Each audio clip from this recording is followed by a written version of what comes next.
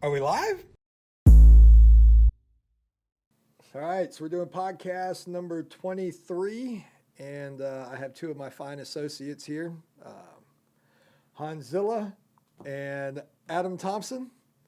Today we're actually going to go over the fragrance industry as a whole up against the elections and other things that can cause downward push into sales.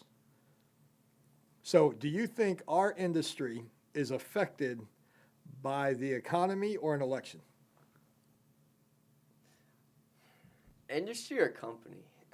Industry. Industry as a whole, no, not really. Can't be affected. Okay. As a company, definitely.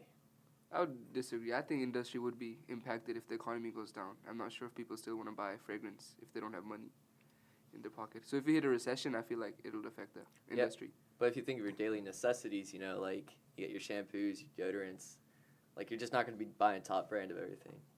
That's going to hurt the top brands. Exactly. Okay, But so the to lower me, brands. the industry, on the industrial side of actually volume of sales going down, I think would definitely occur. Mm-hmm. What's interesting, though, is your answer on the company, no. So why do you think there would be difference from our industry taking a hit, but this company not? The way I see it is, I don't really know how many people we sell that go on the lower end of products, I usually get to see the people that are like mom and pops building candles and soaps and all that. Obviously, those people are out of the running. So Okay. they're not going to be buying product. Why? Because when the recession hits, no one's going to be buying their product, so why would they have a reason to buy our product? So if the economy tanks, people aren't going to have expendable money to be able to spend money on hobby items. Therefore, like a handcrafted piece of soap that might cost $20, they're just going to have enough money to buy a dollar bar of soap, which would be some generic LPB. Is that what you're thinking? That's exactly what I'm thinking. Like people, they're going to be focusing on the generic brands depending on how bad it actually hits, though. That's the other input we have to think about. So you have the main brands, Procter and Gamble, SC Johnson, those types of companies. Those are selling Tide and Gain and all of those types of brands. Right. So that might be what your family uses, likes, plans to stick with. But when it comes down to putting food on the table, right, or getting Gain or Tide, you might look at it and go, well, maybe I'm going to buy the store brand, the value, and still be able to eat, right? Luckily for us, we're really in those second and third tier suppliers where we actually sell to the value brands, store brands, the equate versions, that type of thing.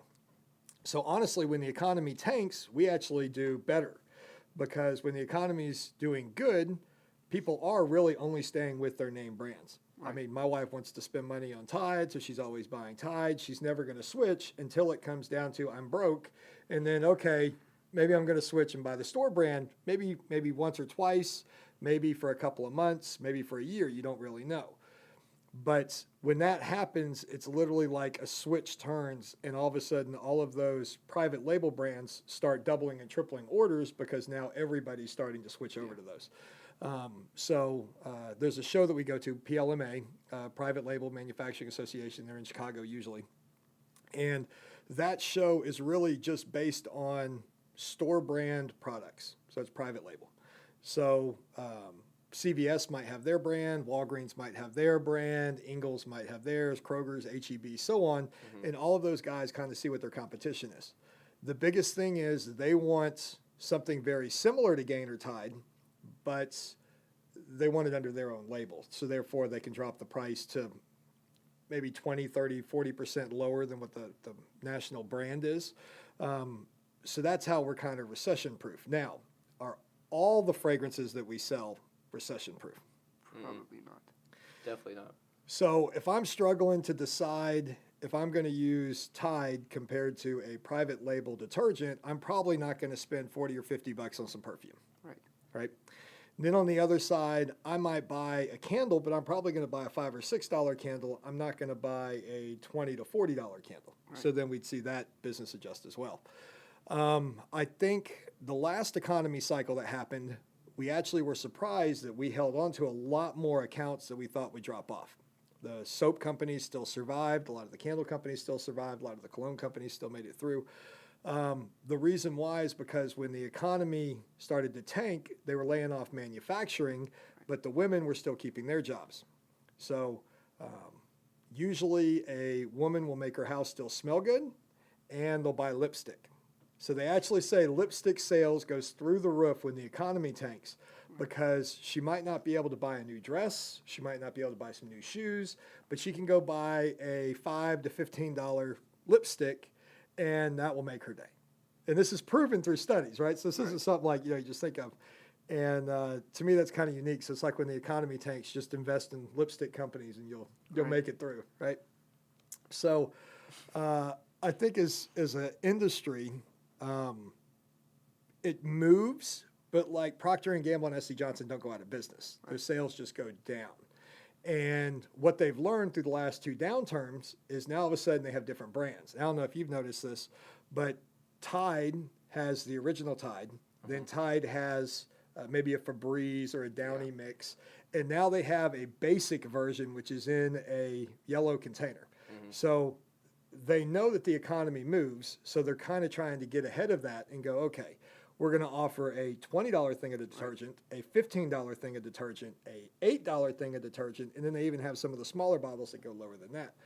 So there's a price point for every family. So it's not like, oh, this is an ultra high-end item that only one person can have. They're still trying to capture the whole thing. The other thing that was weird is usually a third party will go to a filler, and they'll say, I want to do a knockoff degreaser. And they'd go to the filler and they'd say, here's what my container looks like. Here's my branding for my company. Can you guys make me a degreaser? Well, what happened is the fillers are like, well, since we're not getting orders, why don't we just launch our own brand and start selling it to market? So when I was going to the shows, you'd see a new product with a new label on it. And I'd go to them and I'd be like, wow, this is really neat. I like this new degreaser that you guys came up with. Yours is orange compared to everybody's being green or pink. Yeah. And they'd be like, yeah, well, we've decided that we're going to go online with our own product. We'll still fill other people's products, but we're going to have our own name brand. And that was kind of something that was new that happened on this downturn. So if you are out of money, you're at the store, and you still got to buy your essentials, what are some of the things that you're not going to buy? And we know you need toilet paper. We know you need some food. But other than that, what are the other products that would affect you on a downturn? You still going to buy deodorant? How bad are we talking? Because sometimes your boy needs some deodorant. That's a real question. Okay. So what deodorant brand do you use? It doesn't matter what it is. Just Old Spice. Old Spice. So let's say Old Spice was $5 and another brand, maybe Rite or Guard or one of those, was $1. Would you still buy the $5 or would you buy the $1? Probably the $1, but if it smells like absolute garbage, I don't know. Okay, so the deciding factor isn't if the deodorant works. Your deciding factor is what it smells like. Yeah. Okay. If the twist knob doesn't work, just smear it on. But that's what I'm saying. Okay, so now next in line, your soap or body wash.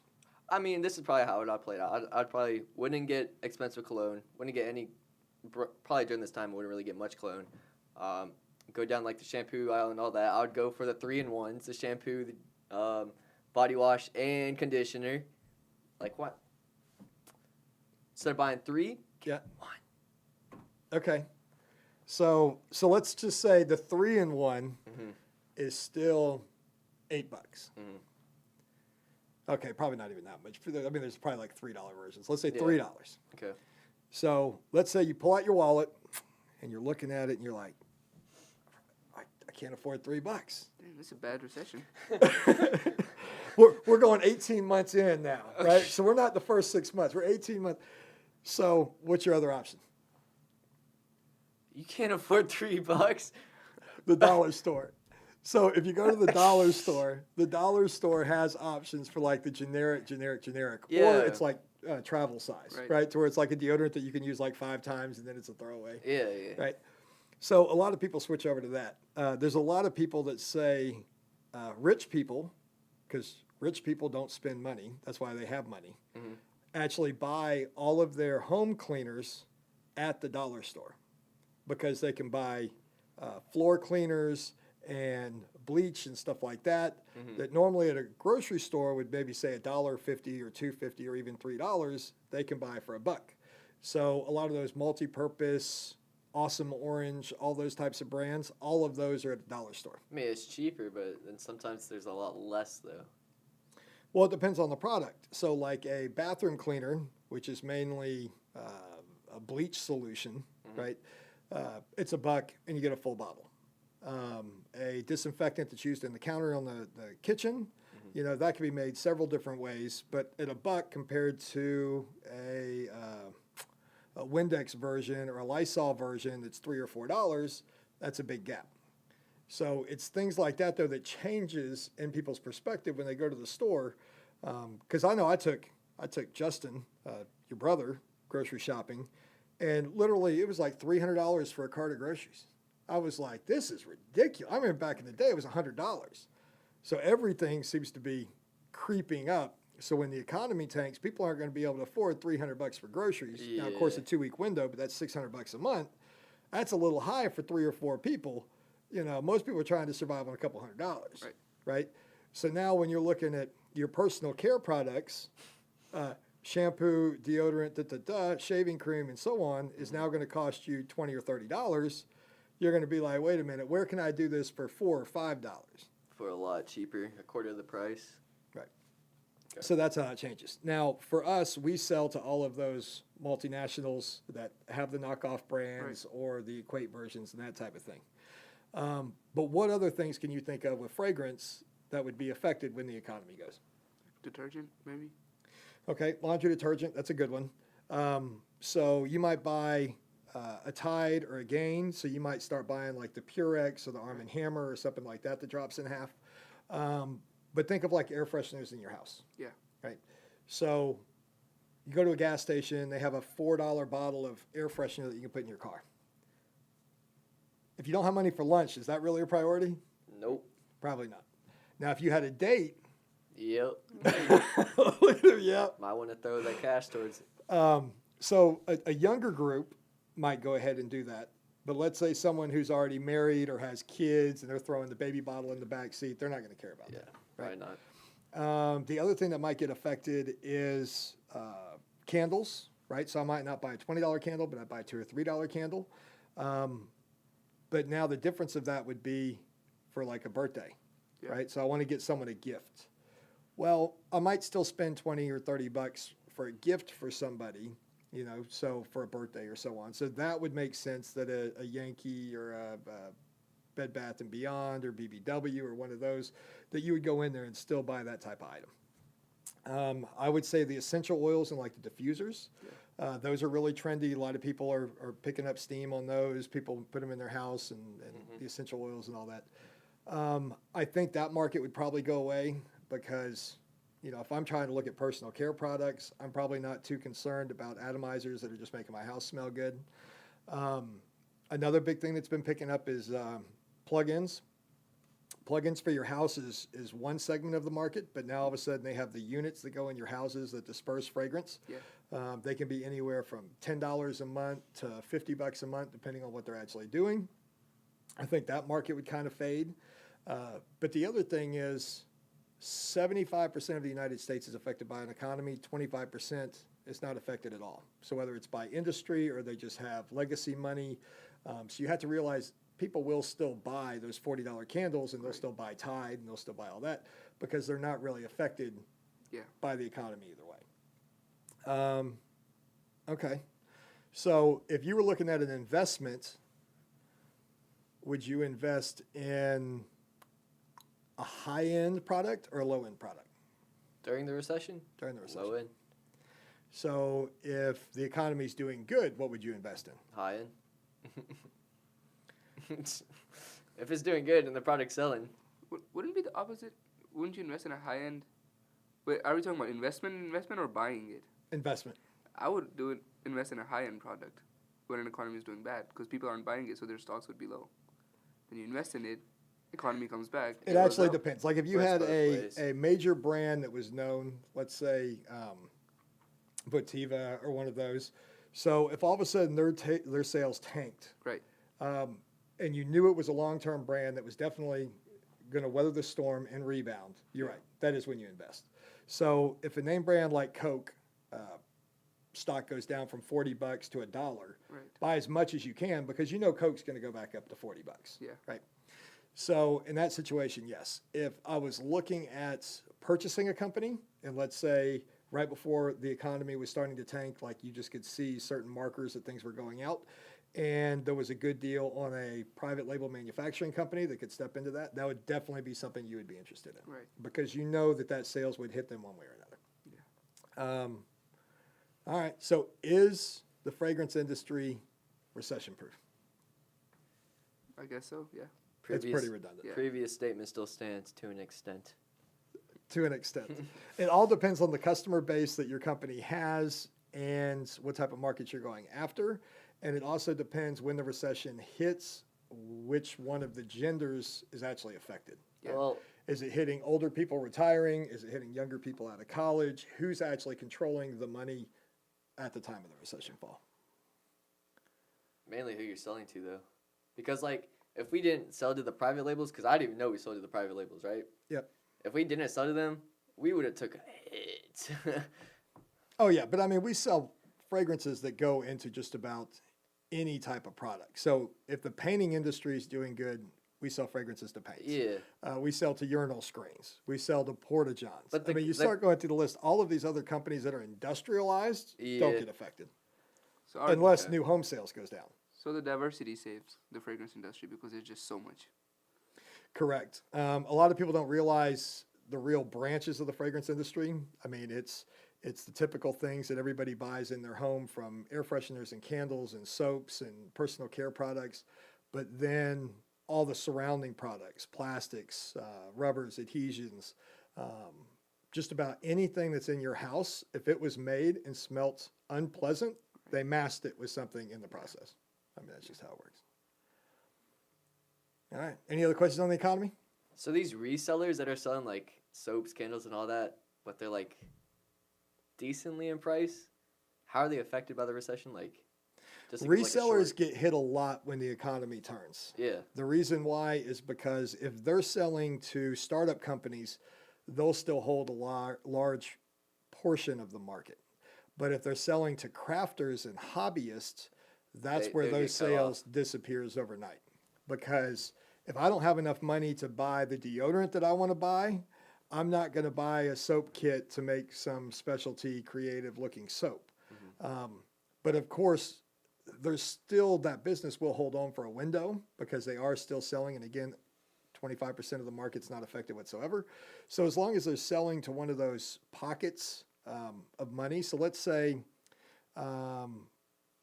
you're in North or South Dakota and you just happen to be selling to one of these little markets or something up there, and they have oil money. Well, the oil money's not going to disappear. Oil money's there. So the whole rest of the world could be falling apart and deteriorating, but as long as that pocket of that small town is making energy money, Yeah. well, nothing's going to affect them. They're still getting their check and everything goes by. Same thing with the armed forces. You know, if you have all these moms that are linked to soldiers that are at war and they're doing these arts and crafts and hobbies and stuff, they're going to keep buying. That's not going to slow them down. So it all just depends on these little areas and who you're actually selling to, which is what you leaned on. Makes sense. Yeah. Makes All sense. right. So always look for an industry that's not affected by the economy, where you can make money either way. And fragrances with the finished products is one of those industries. So AFI, that's why we've been here. That's why we'll hang on. Keeps on growing. Follow us on social media, all of our wonderful channels. Hit the subscribe button and keep it going.